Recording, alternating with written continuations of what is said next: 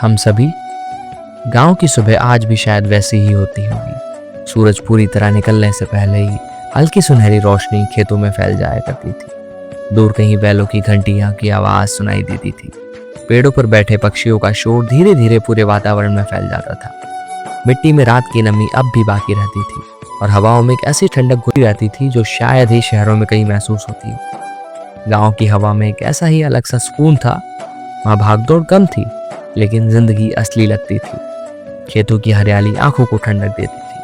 कच्चे रास्तों पर चलते हुए लोग एक दूसरे को नाम से जानते थे। शाम होते ही घर के बाहर चारपाइयां बिछ जाती थी।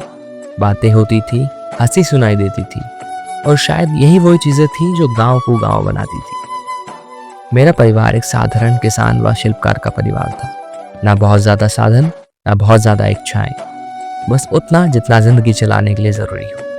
घर में दिखावा नहीं था, लेकिन अपनापन बहुत था। माँ की सादगी, पिता की मेहनत और परिवार का संघर्ष, यही मेरी शुरुआती दुनिया थी। लेकिन मेरे जन्म के बाद से ही मेरी माँ और पिताजी के मन में एक सपना था। वो चाहते थे कि उनकी संतान की पढ़ाई शहर में हो, क्योंकि गांव की शिक्षा व्यवस्था कैसी थी ये बात उनसे बेहतर कौन जान सकता था। गांव में स्कूल तो थे, लेकिन सपनों के लिए जगह कम थी। शायद इसी वजह से पिताजी ने तय किया कि उन्हें गांव से बाहर निकलना होगा। वो भोपाल आए काम सीखने के लिए, एक नई शुरुआत करने के लिए। शहर उनके लिए आसान नहीं था। नए लोग, नई जगह, नई भाषा का तरीका और हर तरफ भागती हुई जिंदगी। लेकिन इंसान जब अपने बच्चों के भविष्य के लिए संघर्ष करता है तो थकान भी छोटी लगने लगती है। कुछ समय बाद मैं और माँ और पिताजी बैरागढ़ आ गए।